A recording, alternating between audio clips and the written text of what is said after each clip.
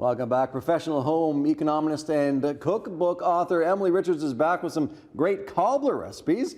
What are we making today? We're doing strawberry rhubarb cobbler with a little bit of my twist on it.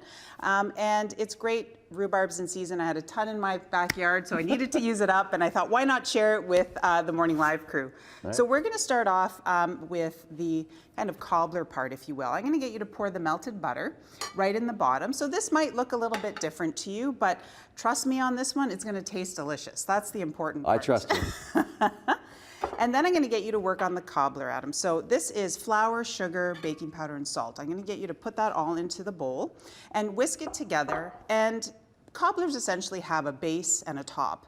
So they can sometimes have cornmeal in them, they can have just flour, they could have cheese in them, and it's really just about having that different texture in your mouth, which is absolutely delicious with the base.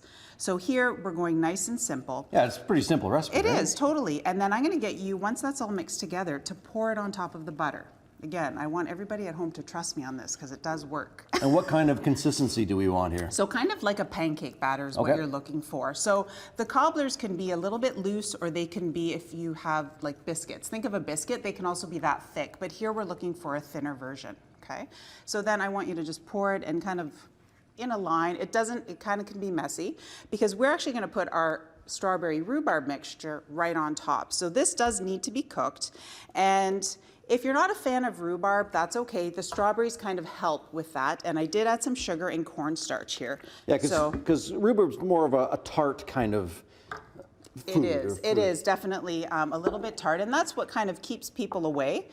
You're doing such a good job. I'm just going to let you do it all, okay? Because I think this is going to work. Okay. So I'm going to get you to just kind of dollop it all around and use that mixture. Right. And so having the sugar in with the rhubarb and the strawberries not only gives it that beautiful color, but it has that beautiful sweetness. And the cornstarch helps thicken everything together. So this is something that even if you just enjoyed this right now on some toast or on ice cream, it would be absolutely fabulous, but we're kind of going that extra little mile with the cobbler part of it. Now, seasoning wise, we didn't put anything in the cobbler mixture. We're gonna actually put it on top. So once you have that all scooped up, you're gonna just sprinkle a little bit of our sugar and cinnamon mixture. All right. Okay. And this is great because it makes a lot. It's easily will serve 8 to 10, and you can serve this with ice cream, you can serve it with whipped cream, and it goes into a 350-degree oven. Usually takes about half an hour. And the kitchen will smell amazing. That's what I love about baking, and Smells especially great already. that combination with that little bit of cinnamon and nutmeg in there is absolutely fabulous. Is that good? That is perfect. It's going to go right into the oven, and everyone's going to enjoy it. And obviously, sweet cobblers is often what we think of. And so I brought another one. This is, you can do cobblers in different versions. So this is actually a skillet one. So instead of kind of cooking the fruit in a pot, I cooked, these are frozen cherries that I cooked in a skillet. And this has a cornmeal cobbler on top. So it has a nice little crunch from the cornmeal, which is delicious. Again, a nice scoop of ice cream would be fabulous with this.